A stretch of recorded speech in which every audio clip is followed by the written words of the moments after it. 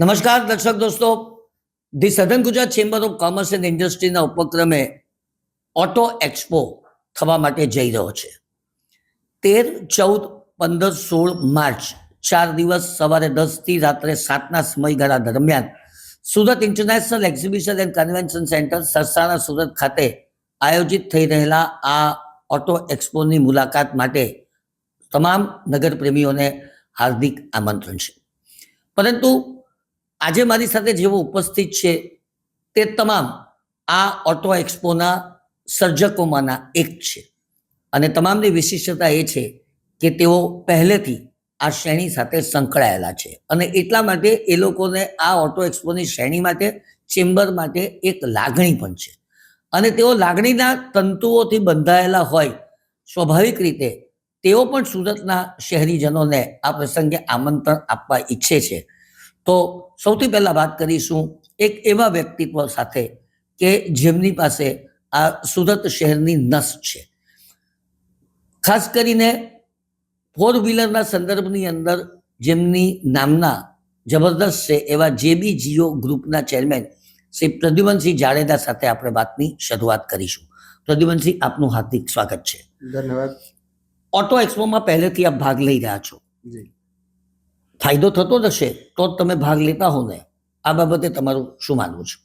Definitely auto expo એક એવું platform છે, છેલ્લા 15 વર્ષથી આ દર 2 વર્ષે કરવામાં આવી રહ્યું છે અને એમાં કસ્ટમરો જનરલી ગાડી ખરીદતા હોય ત્યારે અલગ અલગ બ્રાન્ડની વિઝિટ કરવા જાય, ત્યાં અલગ અલગ ટેસ્ટ રાઇડો લેવી પડે, એ લોકોનો ટાઈમ ઘણો કન્ઝ્યુમ થતો હોય.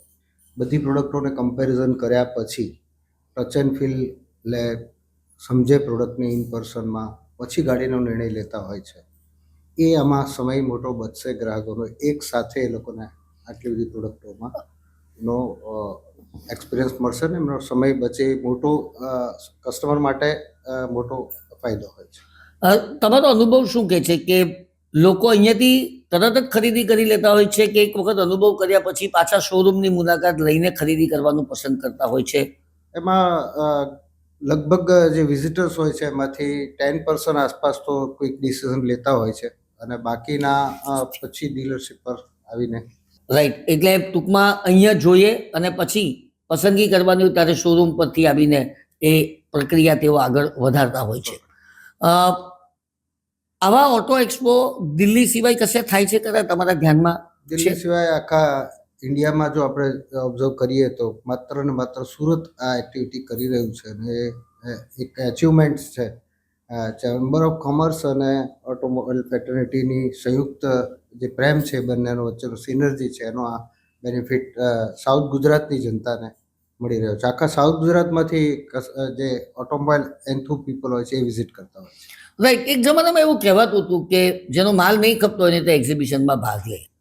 તો હવે આખી જે વ્યાખ્યા છે તે કદાચ બદલાઈ હોય એવું બને? હા, બિલકુલ બદલાય છે, હા. બિલકુલ બદલાય કઈ છે. એવું રીતે? નથી, આજના જમાનામાં કોઈ બ્રાન્ડ એવી નથી કે એનો માલ ના ખપતો હોય. દરેકના અલગ અલગ કોમ્પિટિશનને ધ્યાનમાં રાખીને પ્રોડક્ટોનું ઉત્પાદક કંપનીઓ નિર્માણ કરતી હોય છે અને દરેક પ્રોડક્ટની પોતાની અલગ સ્પેસિફિકેશન્સ સાથેની પ્રોડક્ટને લોન્ચ કરવામાં આવતી હોય છે અને ગ્રાહકોએ પ્રોપર સમજીને કે મને કઈ સુટેબલ છે એ પ્રમાણેનું એ લોકો પરચેસના ડિસિઝનો લેતા હોય છે. દર્શક મિત્રો, કાર્યક્રમમાં આગળ વધીએ અને ઓટોમોબાઈલ કિંગ શ્રી પ્રદ્યુમનસિંહ જાડેજા સાથે આપણે વાતમાં આગળ વધીએ. વર્તમાન પરિસ્થિતિ ઓટોમોબાઈલ ઇન્ડસ્ટ્રીની શું છે?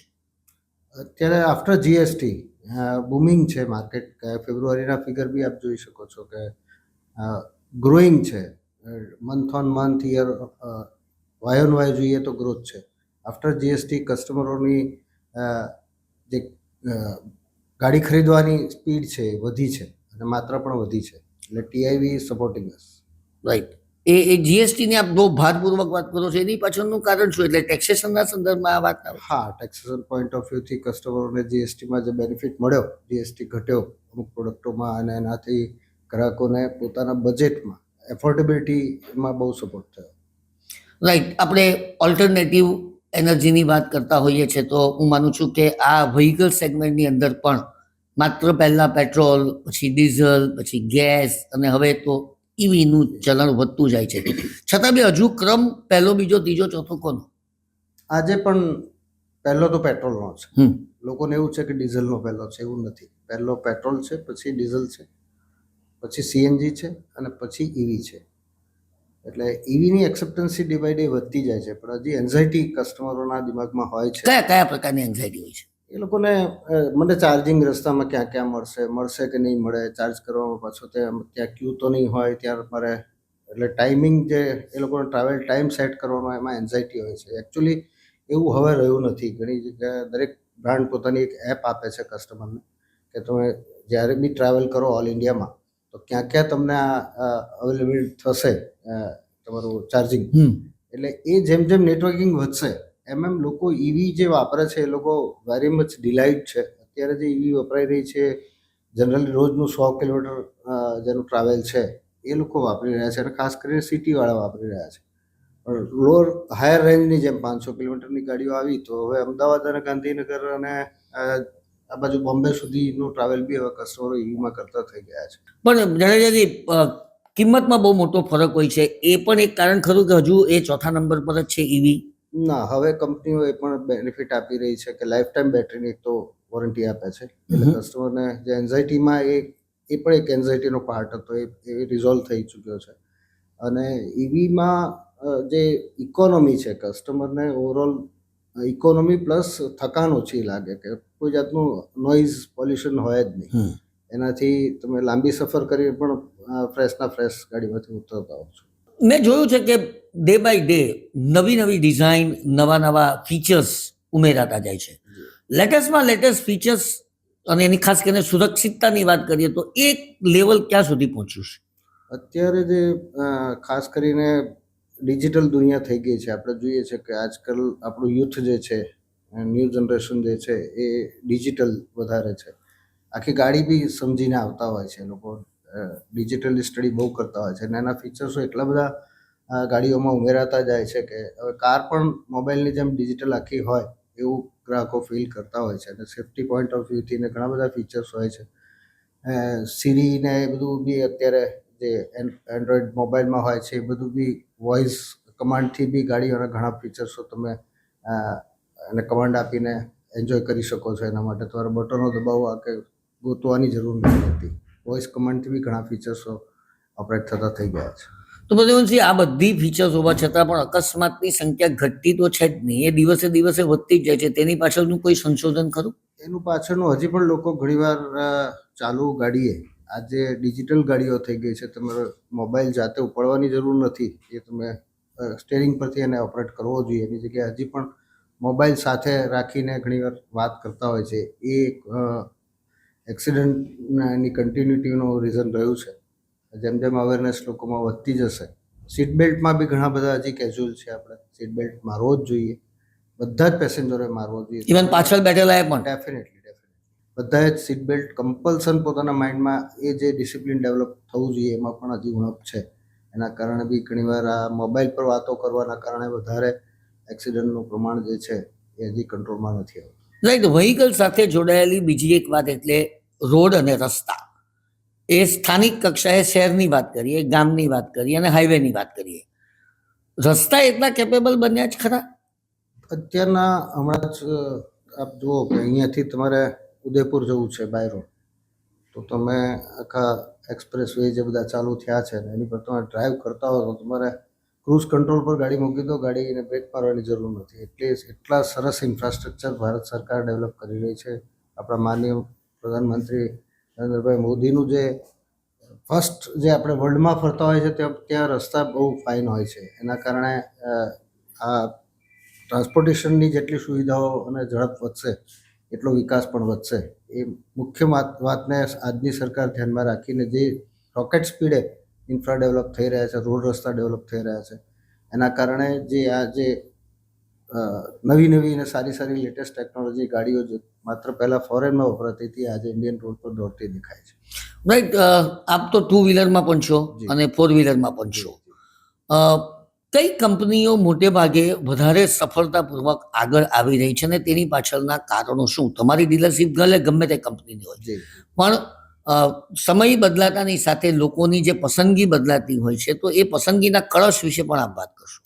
એ આજે ઓલ ઇન્ડિયામાં વેચાતી ગાડીઓના આપણે વાહન પર જો ફિગર્સ જોઈએ, નંબર્સ દેખાતા હોય છે, દરરોજના રિફ્લેક્ટ થતા હોય છે, દર મહિને રિફ્લેક્ટ થતા હોય છે. એ ઇન્ડિકેટ કરી રહ્યું છે કે આપણી ઇન્ડિયન બ્રાન્ડ જે છે એ ખાસ કરીને મહેન્દ્ર અને ટાટા એ બંને જે શિફ્ટ ગિયરની વાત છે એ બહુ જબરજસ્ત રીતે એ લોકોએ મેચઅપ કરી છે અને એ લોકોનો માર્કેટ શેર આજે વધતો જાય છે. આજે ફર્સ્ટ મારુતિ, આજે બી મારુતિ ફર્સ્ટ છે. એના પછી ઘણીવાર નંબર 2 પર હુન્ડાઈ, ટાટા અને મહેન્દ્ર વચ્ચે ટકાફોર ચાલી રહી છે. તો એ પ્રમાણેનું આજની ગ્રાહકોની ડિમાન્ડ અને વર્લ્ડ ક્લાસ ગાડી બનાવવાનું જે પેસ જેણે મેચ કરી હોય એવી અત્યારે જે આપણી ઇન્ડિયન બે બ્રાન્ડ છે મહેન્દ્ર અને ટાટા, આપણે બધાએ 100% પ્રાઉડ ફીલ કરવું જોઈએ કે આપણી પોતાની બ્રાન્ડ, ઇન્ડિયન બ્રાન્ડ આટલી સરસ રીતે ડેવલપ થઈ રહી છે. તો આપણે બધાએ એને સપોર્ટ કરવો જોઈએ. રાઈટ. વિદેશી ગાડીઓના સંદર્ભની અંદર શું પરિસ્થિતિ છે? એનામાં વધારે માર્કેટ શેર કોનો છે અને તેની પાછળના શું કારણો હોઈ શકે? વિદેશી થોડા નામ પણ આપજો. એટલે આજે પણ સુઝુકી એટલે કે મારુતિ સુઝુકી તરીકે આપણે જાણતા હોઈએ છીએ, એ આજે પણ માર્કેટ શેરમાં અહેડ છે. એના પછી હુન્ડાઈ બ્રાન્ડ આવે છે. હુન્ડાઈ બ્રાન્ડની પણ ટેકનોલોજી, એ કોરિયન ટેકનોલોજી છે, સુઝુકીની છે, જાપાનીઝ ટેકનોલોજી છે.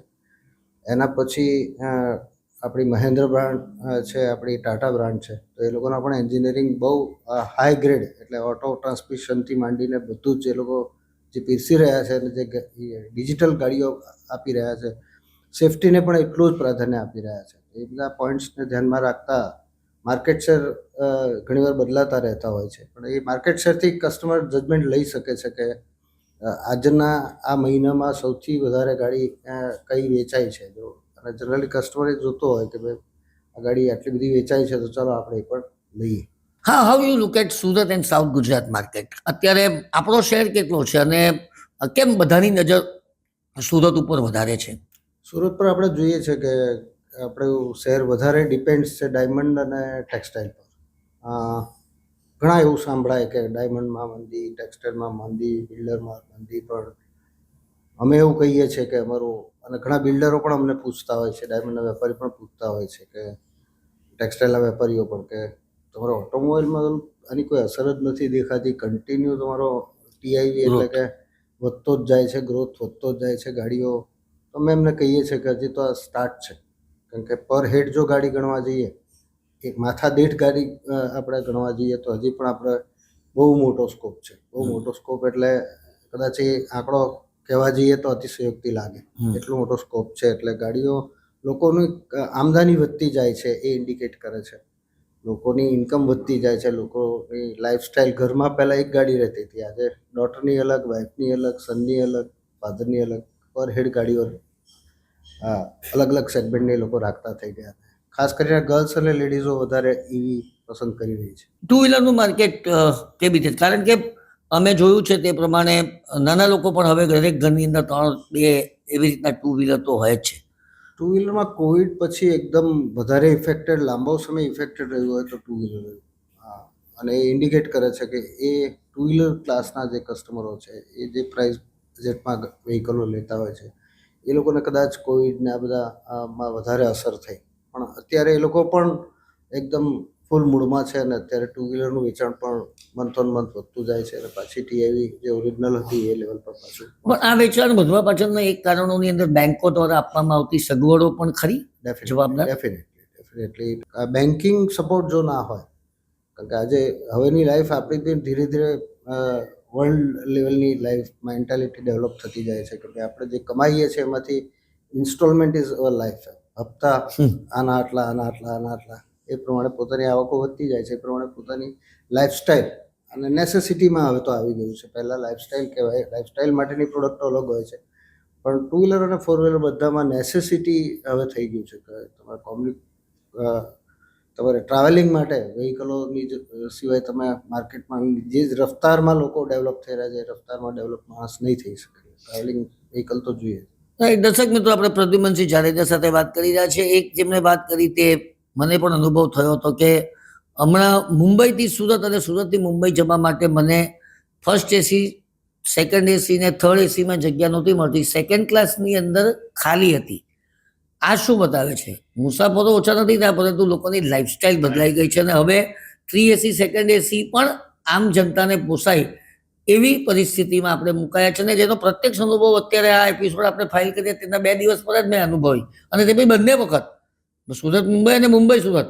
મને ટિકિટ મેળવવાના ફાફા પડી ગયા આ ક્લાસની અંદર, ને સેકન્ડ ક્લાસના ડબ્બાઓમાં આરામથી જગ્યા મળી જતી હતી. આખો સિનારીઓ જે તમે જે વ્યક્ત કરો છો તેવો અત્યારે બદલાઈ રહ્યો છે એમ પણ સ્પષ્ટપણે લાગે છે. આ ઓટો એક્સપોની અંદર બીજા શું આકર્ષણો હોઈ શકે એ મને જરાક આપો. માનો કે વિન્ટેજ કારનું આપણે પ્રદર્શન કરવા માટે જાય તેની માહિતી આપણે લઈશું પછી, પણ આનું બી આકર્ષણ હોય છે ખરું? ડેફિનેટલી વિન્ટેજ કાર પણ આ વખતે જે લેવલની વિન્ટેજ કારો આવવાની છે અને જે લેવલની લોકોને આજે પણ vintage property, vintage car, vintage વસ્તુઓ લોકોને આજે બી ઘણા ક્લાસ, મોટો ક્લાસ એવો છે કે જે લોકોને આજે બી ટેસ્ટ છે કે વિન્ટેજ વસ્તુઓ વસાવવી જોઈએ, રાખવી જોઈએ. ન રાખી શકતા હોય તો એટલીસ્ટ એને જોવી તો જોઈએ જ કે પાછલો આપણી પેઢીઓએ કઈ ટાઈપના પ્રોડક્શનો કર્યા, કઈ ટાઈપની પ્રોડક્ટો માર્કેટમાં અવેલેબલ હતી અને કેટલી એ પણ ગમતી, એ પોતાને ગમે, આ ટેસ્ટ ગમે એ ટાઈપની. ઘણા બધી પ્રોડક્ટોમાં કસ્ટમરો કહેતા હોય છે કે આજે બી અમુક પ્રોડક્ટ બંધ થઈ જાય, કંપની ઓલ ઓવર ઇન્ડિયા એક્સેપ્ટન્સી ના મળે, સુરતમાં મળે પણ ઓલ ઇન્ડિયા ના મળે તો કંપનીને ના પોસાતું હોય. એવી પ્રોડક્ટો જ્યારે બંધ કરે ત્યારે કસ્ટમરો કહેતા હોય છે કે પ્રોડક્ટ ચાલુ રહી હોત તો અમને તો આ બહુ ગમે છે. એટલે વિન્ટેજ કાર બી એક આકર્ષણનું કેન્દ્ર રહે છે. પ્લસ એક્સેસરીઝ માટે આ વખતે બહુ મોટું ગ્રુપ આવી રહ્યું છે. એ બહુ યુનિક ઓફરો સાથે આવી રહ્યું છે. બેન્કર્સ પણ ત્યાં હોય છે, એટલે ફાઇનાન્સની કઈ બેંક કઈ રીતનું શું ફેસિલિટી આપે છે, કેવો ફાયદાઓ આપે છે. અનેક જાતની દરેક સેગમેન્ટના વ્હીકલો ત્યાં જોવા મળશે. ઇવન કોમર્શિયલ વ્હીકલ હોય, 2 વ્હીલર હોય, 4 વ્હીલર હોય, ઈવી હોય, ડીઝલ હોય, પેટ્રોલ હોય, બધી જ ટાઈપની પ્રોડક્ટો એક સાથે એક જ સમય ફાળવી અને બધાનું ઇવોલ્યુશન કરી અને માણસ પોતાનો સમય મોટો બચાવી શકે. અને આજે સૌથી મૂલ્યવાન હોય તો એ સમય છે, અને આજનો નાગરિક એ જાણે છે. એટલે જ દર વર્ષે વર્ષો જેમ જેમ ઉત્તરોત્તર ઓટો એક્સપો સુરતનો એક ક્વોલિટીમાં પણ એ જ રફતારે આગળ સારામાં સારી રીતે આ વખતનો ઓટો એક્સપો જોશે તો પાછલો જેણે જોયો છે એ વર્ગ એમ કહેશે કે અમેઝિંગ. એટલે એક નવી કે શું સારું વધુ પીરસી શકીએ એના પણ એફર્ટ્સો કન્ટિન્યુ હોય છે. દરેજાજી, ઓટો એક્સપોને સફળ બનાવવા માટે તમે ડીલર તરીકે પણ પ્રયત્નો તો કરતા જ હશો કે ગ્રાહકને અહીંયા વધારે ને વધારે આવે.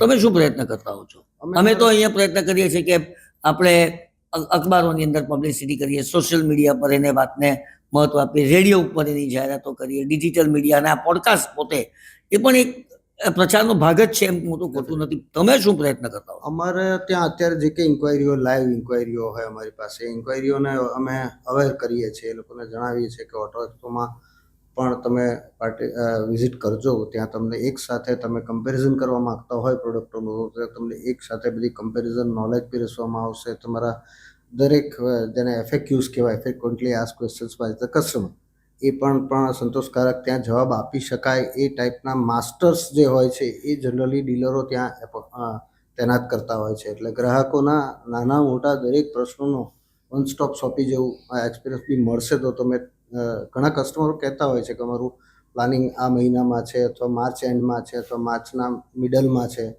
તો માર્ચ એન્ડમાં બધા બેનિફિટ્સ બી ગવર્મેન્ટના ટેક્સેશન પોઈન્ટ ઓફ વ્યૂથી ચાર્ટર એકાઉન્ટન્ટ ગાઈડ કરતા હોય છે. એટલે માર્ચમાં પણ સારું એવું સેલિંગ હોય છે. એટલે આપણે જે તારીખની પસંદગી કરી છે તે બહુ પ્રોપર છે. બહુ પ્રોપર કરી છે. તમે એકદમ જેને કહેવાય કે આજે 13 તારીખથી 16 તારીખ સુધી જે આયોજન કરવામાં આવી રહ્યું છે એકદમ કહેવાય કે બુદ્ધિ વાપરીને ડેટ નક્કી કરવામાં રાઈટ. અને એમાં તમારો પણ મોટો હાથ છે એ બુદ્ધિની અંદર.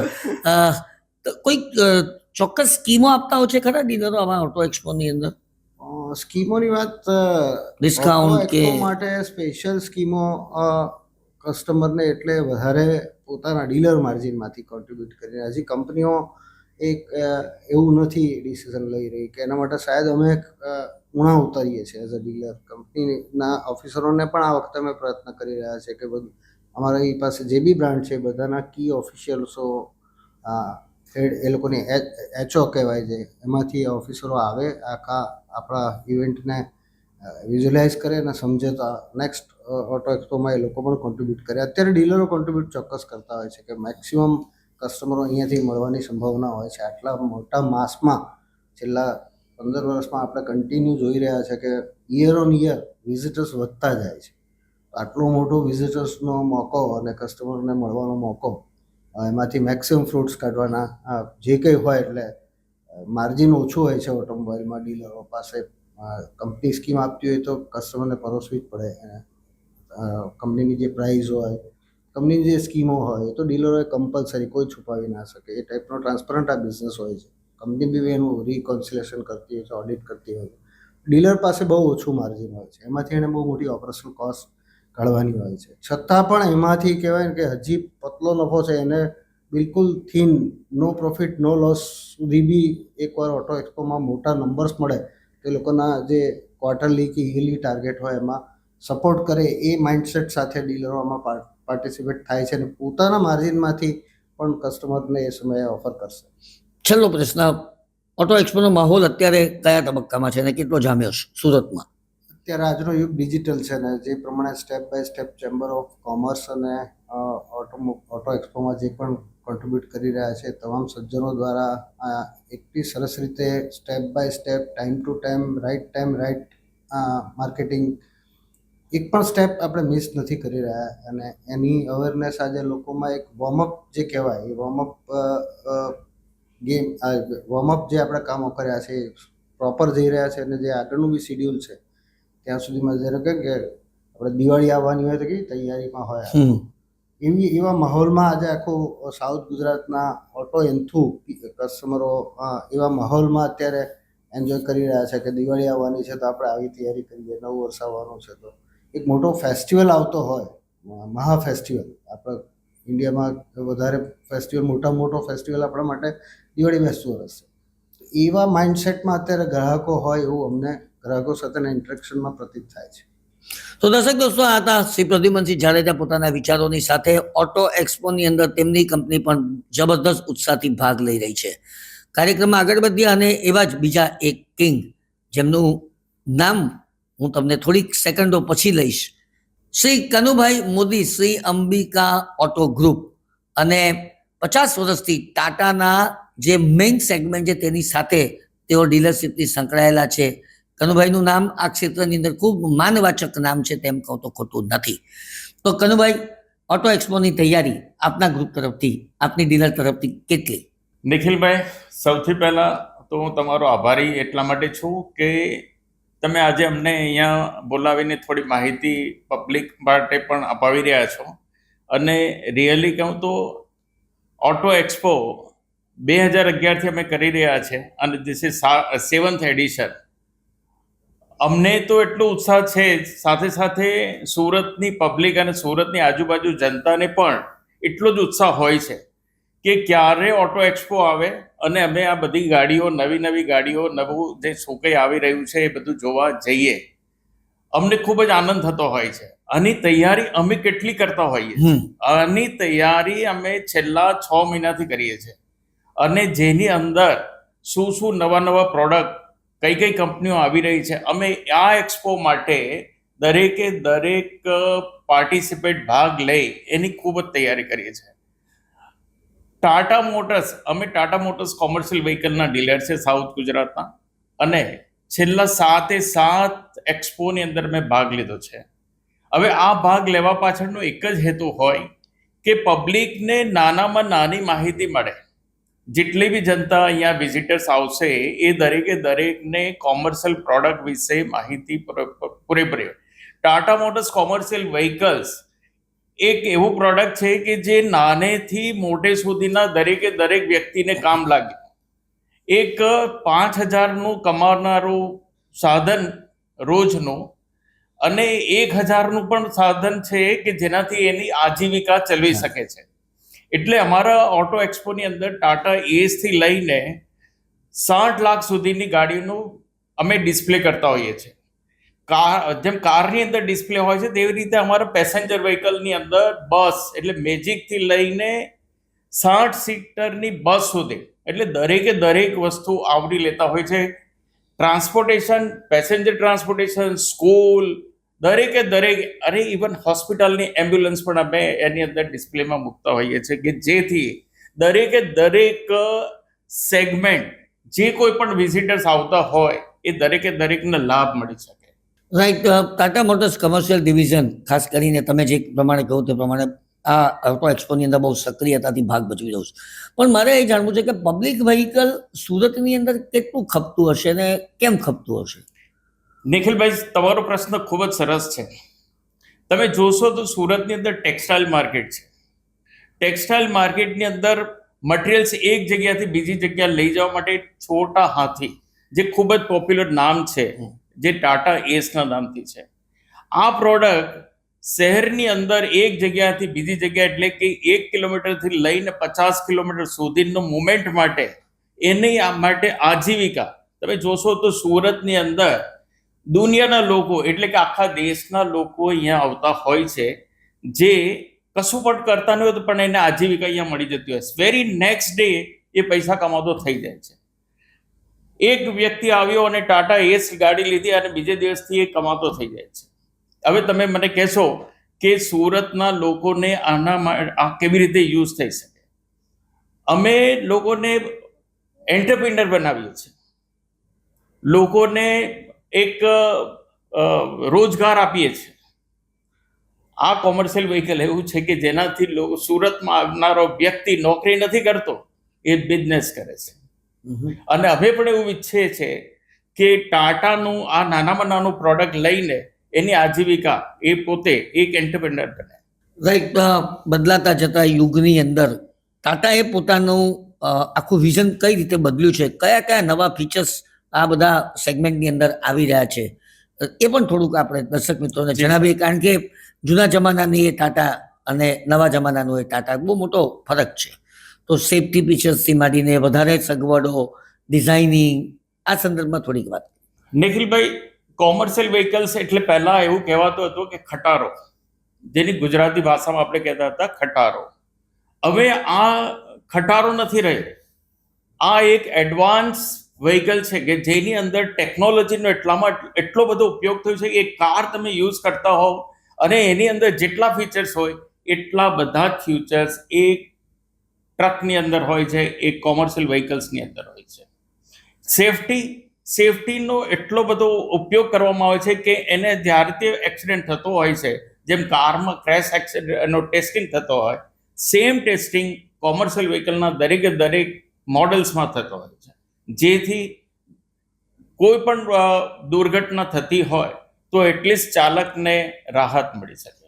રાઈટ. ઈંધણનું શું, એટલે એમાં પણ પેટ્રોલ, ડીઝલ, ઈવી, ગેસ બધું છે કે ચોક્કસ હજુ રિસ્ટ્રિક્ટેડ છે? યસ નિખિલભાઈ, તમારો પ્રશ્ન ખૂબ જ સરસ છે.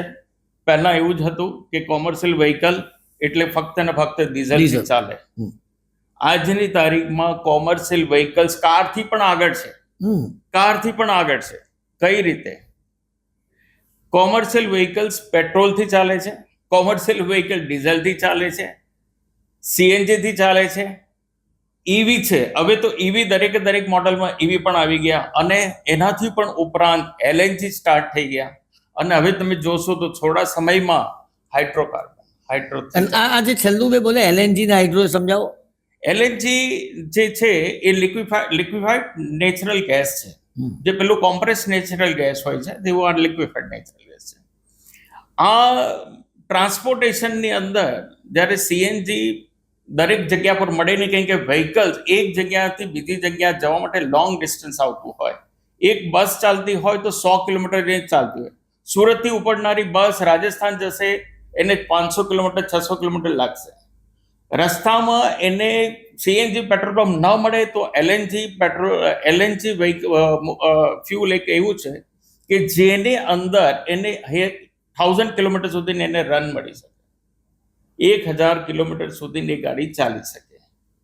તો આવા અલ્ટરનેટિવ ફ્યુલ્સ કોમર્શિયલ વ્હીકલ્સમાં સૌથી વધારે છે. અને જે અત્યારે ઈવીના વાત કરીએ છીએ, જે કારોમાં આવી રહ્યું છે, સેમ વસ્તુ દરેકે દરેક કોમર્શિયલ વ્હીકલ્સના મોડલની અંદર ઈવી વ્હીકલ્સ આવ્યા છે. અને સૌથી વધારે આ ગાડીઓનો અત્યારે ઉપયોગ થઈ રહ્યો છે, કારણ ગવર્મેન્ટ પણ ઈવી વ્હીકલ્સ માટે પ્રોત્સાહિત કરે છે. તમે અત્યારે સિટી બસ ઓપરેશનમાં જોશો તો જેટલી બસો ચાલશે એ બધી ઈવી ઓપરેટેડ છે. ઇવન કંપનીઓની અંદર પણ એના સ્ટાફ ટ્રાન્સપોર્ટેશન માટે ઈવી બસીસ ચાલશે. અને સેમ અત્યારે જેટલા બી એક્સપ્રેસ હાઈવે બન્યા છે એની પર સ્ટેશન બનાવવામાં આવ્યા છે ઈવી ટ્રક ઓપરેટ કરવા માટે. ઈવી વ્હીકલ્સ ઈ કોમર્સ માટે એટલા બધા ઉપયોગી થઈ ગયા છે. એક જગ્યાથી બીજી જગ્યા અને ડિસ્ટન્સ 500 કિલોમીટર સુધી એ લોકો યુઝ કરી શકે છે. રાઈટ. સરકાર શું પ્રોત્સાહન આપી રહી છે ઈવી માટે નાણાકીય રીતે? સ્મોલ ગાડીઓ માટે એટલે કે જે છોટા હાથી અને સ્મોલ કોમર્શિયલ વ્હીકલ્સ માટે સબસિડી હતી, હાલ અત્યારે નથી. પણ ગવર્મેન્ટ અત્યારે એક બીજી સબસિડી, વાજપેયી સબસિડી યોજનામાં 25,000 સુધીની સબસિડી આપવામાં આવે છે. 25,000 રૂપીસ. કોઈ પણ 25,000 સુધીનું વ્હીકલ્સ તમે લેતા હો તો એને તમને સબસિડી આપવામાં આવે છે. અને એને કારણે લોકોનું આકર્ષણ Yes, વધે એ પણ છે. yes. સરકાર સાથેના તમારા પ્રશ્નો શું છે અથવા તો શું અપેક્ષાઓ છે આ ઇન્ડસ્ટ્રીને આગળ લઈ જવા માટે? સૌથી મોટો પ્રશ્ન હતો જે સરકારે ખૂબ જ સરળતાથી એને ક્લોઝ કરી દીધો છે, જે જીએસટીનો હતો. 28% જીએસટીના 18% થઈ ગયા. આ પ્રશ્નથી હડકો થવાથી અત્યારે પ્રોડક્ટની એટલે કે વ્હીકલ્સની ડિમાન્ડ વધતી ગઈ અને લોકોના પોકેટ્સની અંદર જે ભાર પડતો હતો એ હળવો થઈ ગયો. રાઈટ. આ ઓટો એક્સપો જે આપણો થઈ રહ્યો છે ચેમ્બર ઓફ કોમર્સનો, જે 13, 14, 15, 16 માર્ચના દિવસે રોજ સવારે 10 થી રાત્રે 7ના સમયગાળા દરમિયાન Surat international exhibition and convention centre Sarsana Surat ખાતે આયોજિત થઈ રહ્યો છે. તે હવે આખા શહેરને ખબર છે, દક્ષિણ ગુજરાતને ખબર છે. જે આવે છે લોકો, એની માનસિકતા શું હોય છે? એ લોકો આવીને શું જોતા હોય છે વધારે? 2 wheeler, 3 wheeler, 4 wheeler, commercial vehicle, અથવા તો અહીં આવવા પાછળના તેના જે પ્રયોજન હોય છે તે શું હોય છે? માનસિકતા નિખિલભાઈ, જે વિઝિટર્સ આવતા હોય છે, ઓટો એક એવું છે કે જ્યાં લોકોને ઉત્સાહ હોય છે કે કંઈક નવી વસ્તુ જાણવા મળશે અને દરેકે દરેક વ્યક્તિને ઓટો સાથે ખૂબ જ લગાવ હોય છે. નવું નવું જાણવાની ઇંતજારી હોય છે, શું નવું આવી રહ્યું છે. અહીંયા આવનારો વ્યક્તિ એક 2 વ્હીલર ચલાવનાર બી હશે, કાર ઓપરેટર પણ હશે અને હાયર એન્ડને વ્હીકલ યુઝ કરનારો પણ હશે. સાથે સાથે એ દરેકે દરેક વ્યક્તિ કોઈને કોઈ બિઝનેસ સાથે જોડાયેલો હશે. એ વ્યક્તિ જોડાયેલો કોઈ પણ બિઝનેસમાં હશે પણ એ કોમર્શિયલ વ્હીકલ વાપરતો હશે, ઇનડાયરેક્ટલી યા ડાયરેક્ટલી. તો એને દરેકે દરેક જગ્યા પર એને જાણવા માટે મળી જશે. એક 2 વ્હીલર્સ વિઝિટ કરશે, કાર વિઝિટ કરશે, ઇવન કમ્પોનન્ટ્સને પણ એ વિઝિટ કરશે એ સ્ટોલોમાં. તો એને દરેકે દરેક વસ્તુની એને નોલેજ મળશે. મને એવું લાગે છે આ એક એક્સપો આપણે એ ટાઈપનું છે, કમ્પોઝિટ એક્સપો, કે જ્યાં જે કોઈ બી વિઝિટર આવશે એને દરેકે દરેક 100% માહિતી સાથે બહાર નીકળશે. અને મને જ્યાં સુધી ખ્યાલ છે આ ઇન્ડિયાનું સૌથી સારામાં સારું દિલ્હી પછીનું એક મોટામાં મોટો ઇવેન્ટ થાય છે. રાઈટ. શ્રી કનુભાઈ મોદી સાથે આપણે વાતમાં આગળ વધીને છેલ્લી કેટલીક વાતોને સમજવાનો પ્રયાસ કરીએ. જે પબ્લિસિટીના માધ્યમ છે જેનો ઉપયોગ આપણે બધી જ જગ્યા પર કરીએ છીએ, એ ન્યૂઝપેપર હોય, ડિજિટલ મીડિયા હોય, ટીવી માધ્યમ હોય કે પછી રેડિયોનું માધ્યમ હોય, તમે એના પ્રચારની અંદર કઈ રીતે મદદરૂપ થતા હો છો આ જ વાતને? કારણ કે હવે તો ફોરવર્ડનો જમાનો છે, તો એની સંદર્ભની અંદર તમે કઈ રીતની માનસિકતા ધરાવો છો? તો એક પ્રશ્ન. અને બીજો કે તમારા જે ઓરિજિનલ મૂળ માલિકો છે, જે કંપનીઓ છે, એ કંપનીઓના એક્ઝિક્યુટિવ્સ પણ અહીંયા આવતા હોય છે ખરા? એ લોકો ડાયરેક્ટ રિક્રુટમેન્ટ અહીંયા આપતા હોય છે ખરા, કે જેથી લોકોને ટેકનિકલ પાસાઓનો તે લોકો સમજાવી શકે? એ લોકોનો ઉત્સાહ કેવો હોય છે? જે તે સમયે આ એક્ઝિબિશનનો સમય હોય છે એ દરમિયાનમાં મેન્યુફેક્ચરર્સના દરેકે દરેક રિપ્રેઝેન્ટેટિવ, ટેકનિકલ પર્સન્સ, એક્ઝિક્યુટિવ્સ અને હાયર એન્ડના જે કોઈ બી ઓફિસર્સ હોય એ લોકો અહીંયા 100% વિઝિટ કરે છે અને એક સારામાં સારી નોટ્સ લઈને જતા હોય છે કે સુરત જેવા સેન્ટરની અંદર આટલું સરસ અને વેલ ઓર્ગેનાઇઝ એક્ઝિબિશન થાય છે. દિલ્હી પછીનું જે એક્ઝિબિશન થતું હશે ઓર્ગેનાઇઝ તે સુરત છે. અહીંયા જે કોઈ બી ઇવન અમારે એક્ઝિબિશન અમારો એરિયા હોય છે, અમારા સેલ્સના પર્સન તો હોય જ છે, ઇવન ટેકનિકલ પર્સન પણ હોય છે અને કંપનીના જે કોઈ ઓફિસર્સ જે કસ્ટમર્સ આવે છે એને A to Z માહિતી મળે, અન્ડરસ્ટેન્ડિંગ, એના જેટલા બી ક્વેશ્ચન હોય એ દરેક પ્રશ્નોનું નિરાકરણ થાય એ રીતનું અમારી કોશિશ રહે છે. આ માટે અમે અત્યારે મીડિયા ઉપર પણ, ઇવન સોશિયલ મીડિયા પર ઓટો એક્સપો માટેની અમારું કન્ટિન્યુઅસ હેમરિંગ થતું હોય છે. રાઈટ, શહેરીજનોને તમારો સંદેશ. ઓટો એક્સપો દરેક મારી સુરતની આજુબાજુ, સાઉથ ગુજરાતની જનતાને વિનંતી છે કે આ ઓટો એક્સપો તમે જરૂરથી પધારજો. 13, 14, 15, 16 આ 4 દિવસોમાં આપનો સમય કાઢીને પણ એટલીસ્ટ તમે પધારશો તો તમને કંઈક ને કંઈક નવું જાણવાનું મળશે, એવી મારી વિનંતી છે. તો દર્શક મિત્રો, હતા શ્રી કનુભાઈ મોદી, શ્રી અંબિકા ઓટો ગ્રુપના સંચાલક શ્રી, પોતાના વિચારોની સાથે. અને ખાસ કરીને જે કમર્શિયલ વ્હીકલ છે તે કમર્શિયલ વ્હીકલનું બહુ મોટું સેગમેન્ટ કનુભાઈ અને તેમની ટીમ લઈને આવી રહી છે આ ઓટો એક્સપોમાં. તમને સૌને એમના તરફથી અને અમારા તરફથી પણ હાર્દિક આમંત્રણ છે. હવે જે વ્યક્તિને હું આપની સમક્ષ પ્રસ્તુત થવા માટે જઈ રહ્યો છું તેમનું નામ છે મેહુલ કિશોરચંદ્ર દેસાઈ. મેહુલભાઈ એટલે આ ઓટો એક્સપોના સર્જક જેમ કહી શકાય. કદાચ એમની પરિકલ્પનાને આભારી છે આ ઓટો એક્સપો. તો ચાલો એમની પાસેથી આ ઓટો એક્સપોની કેટલીક અંતરંગ વાતોને સમજવાનો પ્રયાસ કરીશું. સ્વાગત છે મેહુલભાઈ આપનું. તો આ 7 ઓટો એક્સપોનો ઇતિહાસ અમે તમારા પાસેથી જાણવા માંગીએ છીએ, કારણ કે તમે ચેમ્બર ઓફ કોમર્સના ઓટો એક્સપોના, અમે તો હંમેશા તમને માલિક જ કહીએ છીએ, એક કમિટીના ચેરમેન છો, પણ આ ઓટો એક્સપોની કલ્પના અમે તમારા વગર કરી શકતા નથી. તો ચાલો ઇતિહાસને વાગોળીએ, ભૂતકાળની સંસ્મરણોને તાજા કરીએ. મેહુલ દેસાઈ. નિખિલભાઈ, પહેલાં તો આટલું સરસ ઇન્ટ્રોડક્શન આપવા માટે થેન્ક યુ. 2010ના વર્ષમાં ચેમ્બરના ભૂતપૂર્વ પ્રમુખ શ્રી મહેન્દ્રભાઈ કાજીવાલા સાથે એક ઔપચારિક ડિસ્કશન દરમિયાન બસ હૃદયથી એક વાત નીકળી કે સુરત શહેરમાં ઓટોમોબાઈલ ઇન્ડસ્ટ્રી માટે ચેમ્બરે કંઈક કરવું જોઈએ. અને કાકાએ વાતને બહુ સહજતાથી સ્વીકારી અને એ વાતને એમણે જે તે સમયના પ્રમુખશ્રી સાથે રજૂઆત કરી. અને એના પછી મને ચેમ્બરમાં બોલાવવામાં આવ્યો અને મારી સાથે ડિસ્કશન કરવામાં આવ્યું. અને જે તે સમયે જે પ્રમુખશ્રી હતા અજયભાઈ ભટ્ટાચાર્ય, એમણે મને એક વાતમાં ધીરે રહીને એક પ્રશ્ન પૂછ્યો કે આ એક્સપો તો આપણે કરીએ, પણ તમે જવાબદારી લેવા તૈયાર છો એમ? અને એમણે મને કદાચ ત્યારે ચેક કરેલો કે ખાલી વાત કરે છે કે એને આ વાતને એક્ઝિક્યુટ કરવામાં કોઈ રસ છે. અને મેં એ જવાબદારીને સહજતાથી સ્વીકારેલી. અને મારા પહેલા જે 2 વડીલ મિત્રોને તમે સાંભળ્યા, એ જવાબદારી સ્વીકાર્યા પછી આપણે જ્યારે કોઈ જવાબદારી લઈએ ને એટલે આપણને એમ હંમેશા વિચાર આવે કે આપણને બીજા 2 ખભા જોઈશે, કારણ કે આ દુનિયામાં તમને સપોર્ટ વગર કંઈ થતું નથી. અને જે 2 પહેલા નામ મગજમાં આવેલા એવા શ્રી પ્રદ્યુમનભાઈ જાડેજા અને શ્રી કનુભાઈ મોદી, એ મારા બંને વડીલ છે, મારા મેન્ટોર છે. હું ઘણું શીખું છું એમની પાસે જીવનમાં. એટલે એમના સપોર્ટથી આ એક્ઝિબિશનની શરૂઆત કરી. 2011નું પહેલું એડિશન સુરત ઇન્ટરનેશનલ ઓટો એક્સપોનું મને આજે તારીખ પણ યાદ છે, 8, 9, 10 અને 11 એપ્રિલ 2011. અને ત્યારથી જે શરૂઆત થઈ, ઓબ્જેક્ટિવ બહુ ક્રિસ્ટલ ક્લિયર હતો કે સુરત શહેર એક ઇમર્જિંગ સિટી હતું અને છે. અને ઓટોમોબાઈલ ઇન્ડસ્ટ્રી એ વખતે મને ચોક્કસ યાદ છે કે સુરતના લોકોને હોન્ડા બ્રાન્ડની ગાડી લેવી હોય તો વડોદરા જવું પડતું, કારણ કે સુરતમાં હોન્ડાની ડીલરશીપો નહોતી.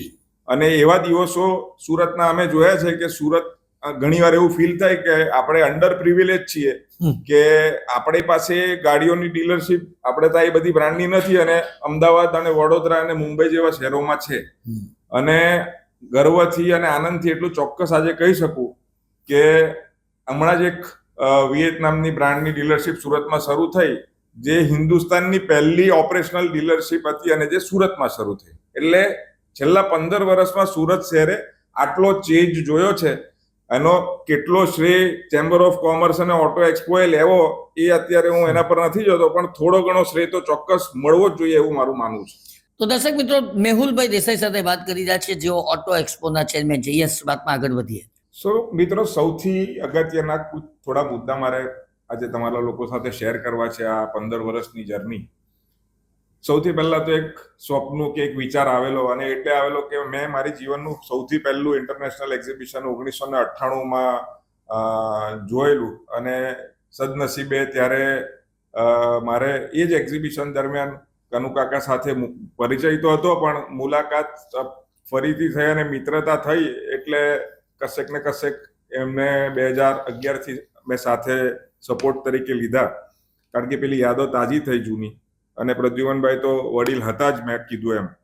પણ કોઈ પણ એક્ઝિબિશનને સફળ કરવા માટેના અમુક મુખ્ય પાયાના મુદ્દાઓ છે. એમાં સૌથી અગત્યનું છે એક ઇન્ફ્રાસ્ટ્રક્ચર જોઈએ. તમારે જ્યારે આપણે વાત કરતા હોય કે ઇન્ટરનેશનલ એક્ઝિબિશન, તો આપણી પાસે ઇન્ટરનેશનલ લેવલનું ઇન્ફ્રાસ્ટ્રક્ચર જોઈએ.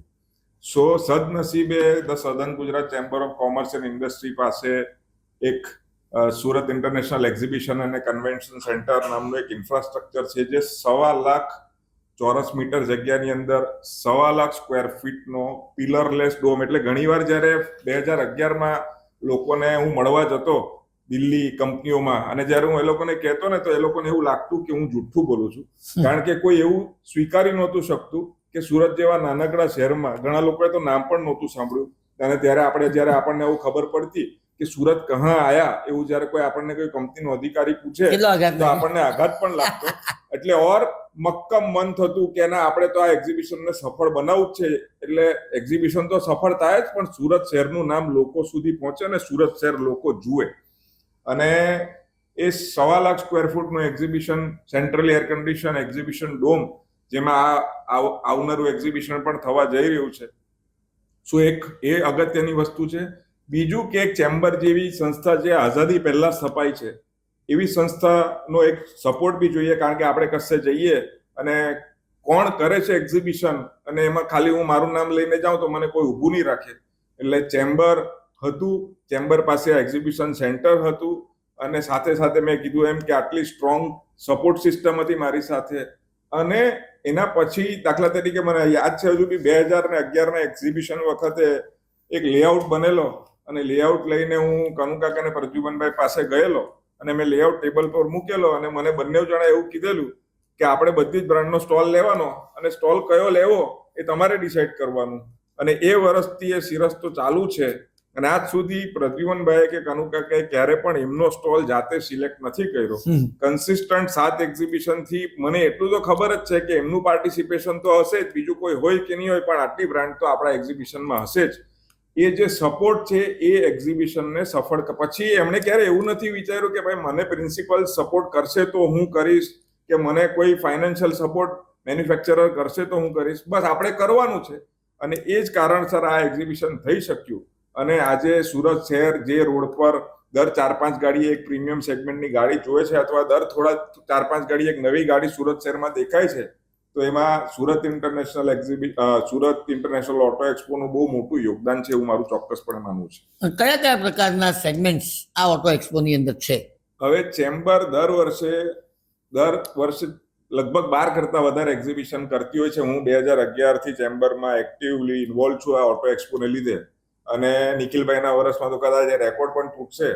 પણ મારે ચોક્કસ એવું કહેવું છે કે સુરત ઇન્ટરનેશનલ ઓટો એક્સપો એ એકમાત્ર એવું એક્ઝિબિશન છે કે જેમાં દરેક જેન્ડરના, દરેક એજ ગ્રુપના અને દરેક ઇન્કમ ગ્રુપના લોકો માટે કંઈક ને કંઈક અહીંયા પ્લેટફોર્મ પર છે.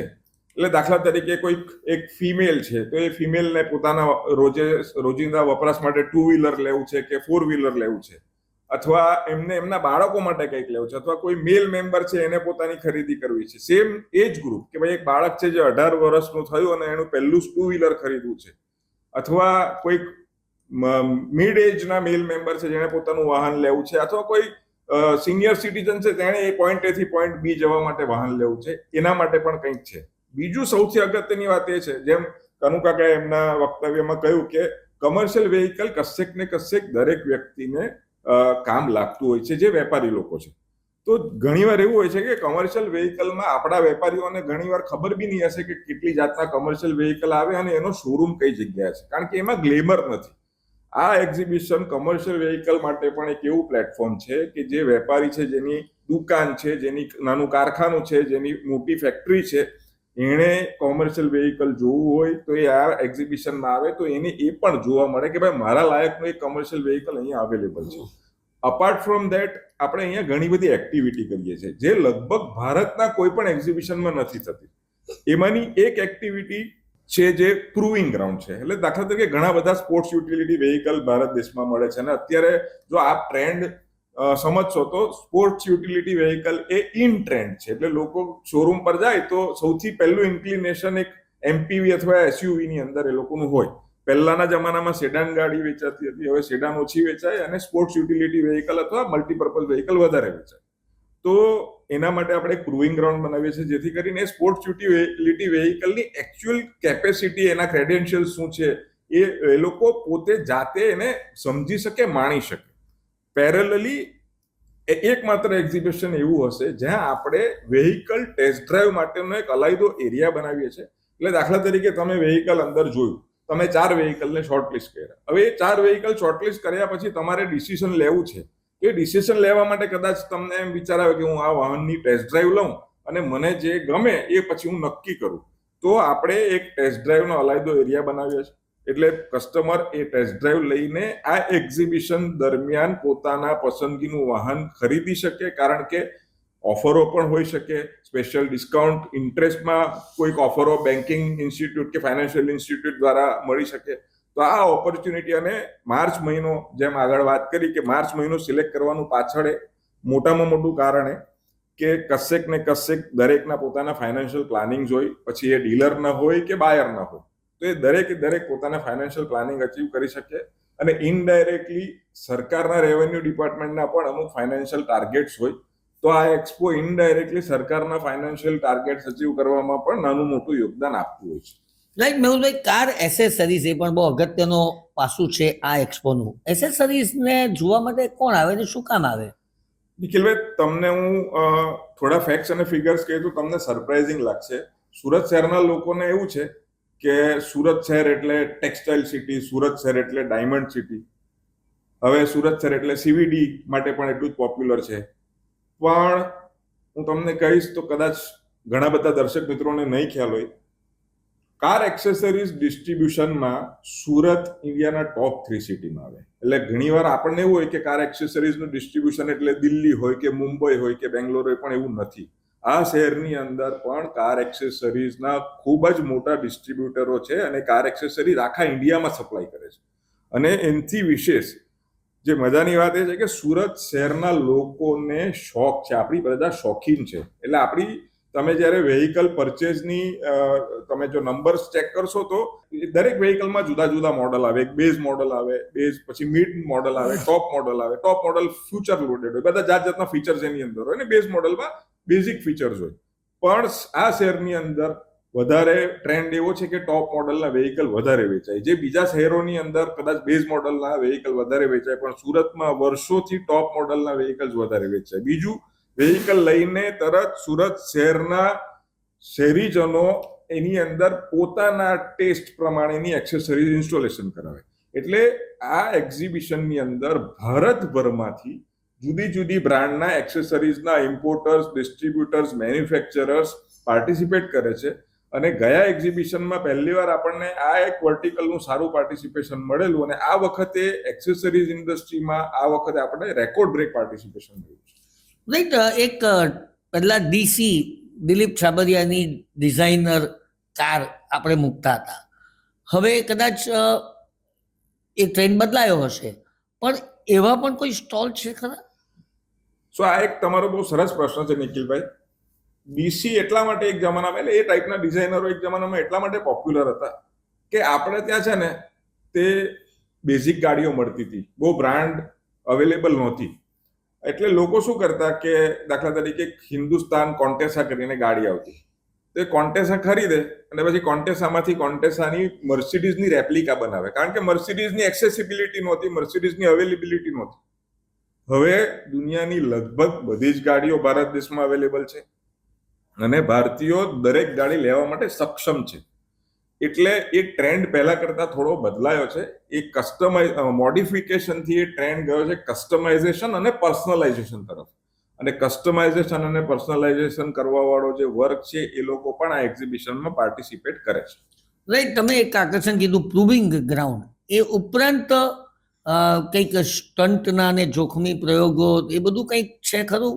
સ્ટન્ટ બાઇકિંગના શો આપણે દરેક એક્ઝિબિશનમાં કરીએ છીએ અને એ સ્ટન્ટ બાઇકિંગના શો પાછળનો અમારો ઉદ્દેશ ડે વનથી કન્સેપ્ટ ક્લિયર છે કે જેમ બોક્સિંગ રિંગની અંદર બોક્સર જ બોક્સિંગ કરી શકે એમ સ્ટન્ટ બાઇકિંગનું કામ જે પ્રોફેશનલ ક્વોલિફાઈડ સ્ટન્ટ બાઇકર્સ છે એના માટે જ છે, પણ એ વેહિકલની જે ઓરિજિનલ હા, એટલે એક્ઝેક્ટલી એમાંથી આપણે શું એમાંથી આપણે એ શીખવાનું છે કે એ જે પ્રોડક્ટ છે એ કેટલી વર્સેટાઇલ છે, એ કેટલી ફ્લેક્સિબલ છે, એ કયા લેવલ સુધી એને તમે યુઝ કરી શકો. કરવાની નથી રોડ પર, એ જેમ કીધું એમ બોક્સિંગ રોજ ઘરે કરતા નથી, પણ સ્ટન્ટ બાઇકિંગ પણ કરવાનું નથી આપણે, પણ ખાલી ફક્ત એ પ્રોડક્ટની જેમ ઓફ રોડિંગ છે આપણે ઓફ રોડિંગ કરવાના નથી, પણ એની ઓફ રોડિંગ કેપેબિલિટી શું છે એ જ્યાં સુધી કરશે નહીં ત્યાં સુધી ખબર નથી પડવાની.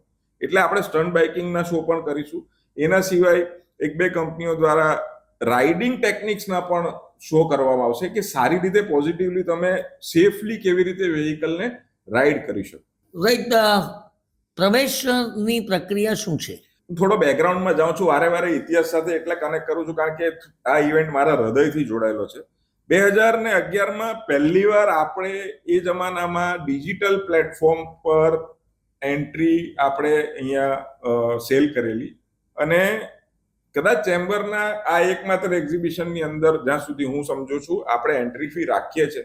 એન્ટ્રી ફી રાખવાની પાછળનો ઉદ્દેશ આવક ઊભી કરવાનો નથી, પણ કશેક ને કશેક જે એક્ઝિબિટરો પૈસા ખર્ચીને પોતાની પ્રોડક્ટ ડિસ્પ્લે કરે છે તો એને ફિલ્ટર થઈને રાઈટ ઓડિયન્સ એના સુધી પહોંચે એટલા માટે આપણે એન્ટ્રી ફી રાખીએ છીએ. અને આપણે આ વખતે પણ એમ્ફેસાઇઝ કરીએ છીએ કે તમે ડિજિટલી રજીસ્ટ્રેશન કરાવો. ઓનલાઈન આપણું રજીસ્ટ્રેશન સિસ્ટમ છે એટલે તમારે અહીંયા લાઈનમાં ઊભા નહીં રહેવું પડે. અને તમારી જે પણ ઇન્ક્વાયરી હશે દરેક એક્ઝિબિટરના સ્ટોલ પર આ વખતે આપણે QR કોડ ડિસ્પ્લે કરેલા છે, એટલે તમારે કોઈ પણ એક્ઝિબિટરની ડિટેલ લેવી હોય તમારી પાસે તમારા મોબાઈલથી તમે QR કોડ સ્કેન કરશો એટલે તમે ઇમિડિયેટલી વોટ્સએપના માધ્યમથી એ ડીલર સાથે કનેક્ટ કરી શકશો અને તમારું તરત એ જ સેકન્ડથી ડીલર સાથેનું કોમ્યુનિકેશન શરૂ થઈ જશે, જેથી ડીલરને એટલે લેનારને અને વેચનારને બંનેને એક જે બ્રિજ આપવાનું ચેમ્બરનું કામ હતું આ એક્ઝિબિશનના પ્લેટફોર્મથી એ આપણે ઇમિડિયેટ લેવલ પર કરી શકીએ. રાઈટ, પહેલા તો એક તમે જૂની કારો પણ બહુ મૂકતા હતા જેને આપણે વિન્ટેજ કાર, એવું કઈ આ વખતે છે? સો આ એક્ઝિબિશનનો જે કન્સેપ્ટ છે ઓરિજિનલી મારો ફેવરેટ સબ્જેક્ટ છે પાસ્ટ, પ્રેઝન્ટ અને ફ્યુચર. પાસ્ટ એ ઓલવેઝ આપણા માટે રેફરન્સ છે, પાસ્ટ એ ઓલવેઝ આપણા માટે મેમરી છે, પ્રેઝન્ટ એટલે જે વર્તમાનમાં આપણે મૂકવાના છે તે, અને ઘણી ફ્યુચર પ્રોડક્ટ પણ આપણા એક્ઝિબિશનમાં મૂકાશે. હવે પાસ્ટ એટલા માટે છે કારણ કે તમે પાસ્ટ સાથે કનેક્ટ થાવ એટલે તમને થોડી નોસ્ટાલ્જિક ફિલિંગ આવે. કોઈક જે વડીલો જોવા આવશે એમાંથી કોઈક એ ગાડીઓ જોઈ હોય અથવા એ ગાડીઓ વસાવી હોય, એટલે આપણે આ વખતે vintage and classic cars club of ઇન્ડિયાના સપોર્ટથી આપણે લગભગ 10 જેવી એકદમ યુનિક જેને કહી શકાય કે એવી ગાડીઓ કે જે વિદેશીઓ પણ ભારત દેશમાં જોવા આવે એવી યુનિક ગાડીઓ આપણે વિન્ટેજ અને ક્લાસિક કારના ડોમમાં ડિસ્પ્લે કરવાના છીએ. એની સાથે સાથે ભારત દેશની અંદર પેસેન્જર વેહિકલમાં જે વાહને ક્રાંતિ લાવી એ મારુતિનું SS80 એટલે જેને કહેવાતી અસલ મારુતિ ફ્રન્ટી અથવા મારુતિ 800 એ મોડલ પણ આપણે આ વખતે ડિસ્પ્લે કરવાના છે. અને મને ચોક્કસ એવો અંદાજ છે કે ઘણા બધા લોકો મિત્રો એવા હશે કે જ્યારે એ ગાડી જોશે ત્યારે એમને એમના જૂના દિવસો યાદ આવશે અને એમની આંખો ભીની થઈ જશે, કારણ કે એ ભારત દેશની અંદર પેસેન્જર વેહિકલમાં ઓટોમોબાઈલ પેસેન્જર વેહિકલ સેગમેન્ટમાં જો કોઈ વાહન ક્રાંતિ લાવ્યું હોય તો એ મારુતિ હતી. રાઈટ, સુરતની પણ આવી કોઈક વિન્ટેજ કાર છે? સુરતની વિન્ટેજ કારો પણ આપણે મૂકવાના છે અને મારી આ માધ્યમથી સુરતના મિત્રોને પણ એક વિનંતી છે કે જો કદાચ સુરતના કોઈ મિત્રો પાસે મને નહીં ખ્યાલ હોય અને એવી કોઈ યુનિક વિન્ટેજ ગાડી હોય તો અમને એપ્રોચ કરો, એમના ફોટોગ્રાફ્સ અમને મોકલો. હું ડિસ્ક્રિપ્શનમાં મોબાઈલ નંબર નાખું છું અને એ અમે એમાંથી સિલેક્ટ કરીને જો એવી આ પ્રદર્શનમાં મુકાય એવી સારી ગાડીઓ હશે તો અમે ચોક્કસ એમને પણ આ ગાડી ડિસ્પ્લે કરવાનું એક પ્લેટફોર્મ આપીશું. એ ઉપરાંત સુરત શહેરની અંદર ઘણી એક્ઝોટિક ગાડીઓ અને ઘણા એક્ઝોટિક બાઇક્સ છે જે બહુ રેર છે અને વિન્ટેજ કે ક્લાસિક બાઇક્સ પણ છે. તો એવા કોઈ પણ મિત્રોને પોતાના વેહિકલ આ એક્સપોમાં આ પ્રદેશની પ્રજાને બતાવવા માટે મૂકવા હોય તો એની ડિટેલ અમારી સાથે શેર કરો તો અમે ચોક્કસ